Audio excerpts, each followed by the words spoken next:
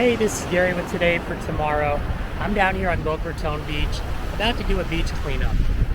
You know, it's really unsettling to see just how much of the plastic we all use in our everyday lives winds up washing ashore on these beaches. It's terrible for the environment, it's terrible for the marine creatures, and we need to do our best to get it out of here. So today I'm just going to walk about a half mile and pick up every single piece of trash I see. Well, as you can see, there's a lot of seaweed on the beach, and usually that translates to a lot of trash. But these are really the first two large items I was able to find right out in the open. My guess is that the city workers beat me to it, and that's a good thing. What they do is they try their best to remove the trash prior to blading that seaweed into the sand. I've got real mixed emotions about this. I'm glad they make an attempt to pick up the trash, but I would prefer that we all just learn to live with the seaweed, as it truly is an important part of the beach ecosystem. Here's a video I shot the following day of a city tractor blading seaweed into the sand. Now, unfortunately, as you'll see later in the video, I get a lot of trash off this stretch of beach, and if I had not done so, it would have been bladed right down under the sand with the seaweed. Additionally, I think this is a large reason why we don't see the ghost crabs on the beaches like we used to back when I was a kid. Okay, well, back at my house here now, I've had a chance to lay all the debris out in one space. So this represents that roughly half-mile stretch of beach that I cleaned up earlier. Well, as you can see, it's a significant amount of trash, but it's actually about a quarter of what I was expecting to find. So once again, I do believe the city workers got there first. But as it's all laid out here in front of me, and you get an idea of the variety of plastic debris that's washed on the beach, it's important to look closer because you get clues on how long it's been in the water and possibly where it's come from. And you can also use the internet to figure some things out. Here you see litter that originated on the beach: the paper towel, the plastic sea turtle toy, and the juice pouch with the straw still in it. That probably came from right where I found it. These tennis balls tell their own story. This blue one here is really beaten up. It's been in the water for a long time. My guess is it came from far away, where these yellow ones, no growth on them, good condition, recognizable name brands, probably local. Either someone was playing with them on the beach or somebody hit them over a fence somewhere along the Intracoastal Waterway and they drifted out the inlet and then blew back up on the beach. Looking to the left here, the silverware and the toothbrushes, it's all very faded. This fork is very faded and it's been in the water a long time. What that tells me is they could possibly have drifted from as far away as the Caribbean. Up above them, we're going to see just some random plastic objects.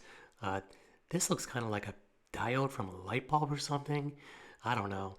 And to the left, like a little LED light. But either way, that's a butane lighter.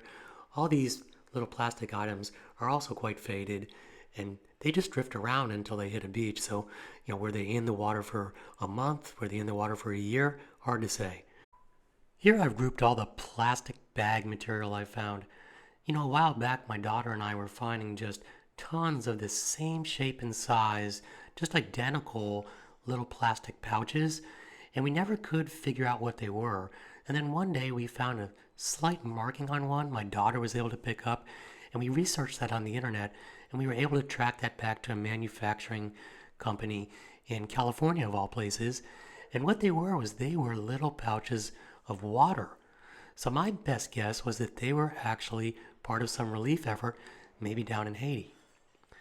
Now over to the left you'll see some flip-flops and a sock. The flip-flops have some growth on them. They actually have some gooseneck barnacles, and that's very rare on foam, so that tells me they came from a long way off. The sock doesn't float well. That's probably local. And then up there to the left, there's a little bit of nylon rope. That's most likely from a crab trap down in the Florida Bay or Florida Keys. Here's a little packet of vinegar. You see this type of packaging in bottles that wash up on the beach all the time, and it's popular down in the islands of the Caribbean, the Dominican Republic, Haiti, Puerto Rico, things like that. Here's one that's Clorox. This little guy here looks like a race car, and I'd be interesting to look on the internet and see if that's something that you could source as well. Up above it here, just lots of chunks of styrofoam all broken up, really beaten down by UV and wave action. Okay, so that's a fair representation of what you can collect in just really a half an hour, half-mile stretch of beach. Doesn't take a lot of time, doesn't take a lot of effort, and it's kind of interesting to see what you find, and it's great to know you're getting it out of that ecosystem, bringing it home, trashing what needs to be trashed, and recycling what you can recycle. So it's easy to see just how much debris gets washed up on the beach every day. Now let's take a look at how much winds up buried underneath the surface of the sand. So what I'm doing is marking out just roughly a yard square, and then starting to dig patiently and carefully, and just picking up every little piece of debris I see.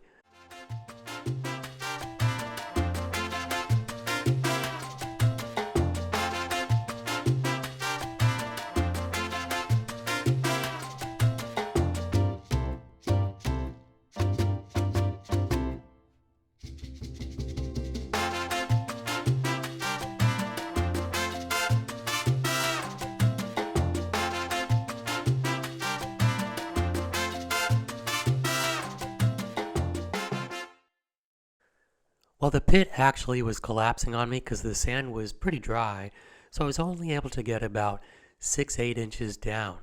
But even so, in that small space, I found all this plastic. And I want to leave you with a kind of depressing but I think necessary image. If I found that much in that small space, then literally every step you take on this beach that looks pristine, you're walking over all kinds of plastic. So we've talked about removing the debris from the beach, but I think another conversation we should have is how important it is to actually leave the seaweed on the beach. This seaweed forms the basis of the food chain on this entire beach ecosystem. By removing the seaweed, we're taking out the food. We're taking out the food for the invertebrates that in turn feed these terns and the sandpipers. We're taking out the cover for the baby sea turtles to make their way to the sea without being discovered by the seagulls. We're taking away the nutrients for the seed oats further on up on the dune that we rely on to hold back beach erosion when we have hurricanes and storms. So this stretch of beach from the water up to where these terns are should have seaweed on it. That's the natural state. And I think what's important is that we adjust our aesthetic to match nature, not the other way around. Well, I hope you enjoyed the video. I hope it showed you how much trash makes it onto our beaches, how much even makes it underneath the sand, and also how important seaweed is to our whole beach ecosystem. Like anything else in life, I think it's all about moderation. I'm not saying you have to pick up trash for half an hour every time you go to the beach. But maybe every time you go to the beach, make an effort to at least pick up a little bit. Likewise, I'm not saying you can't have tractors on a beach to clean seaweed, but maybe cities can consider using them sparingly. Remember, it's the little things we all do in our lives today that make such a huge difference in all of our tomorrows.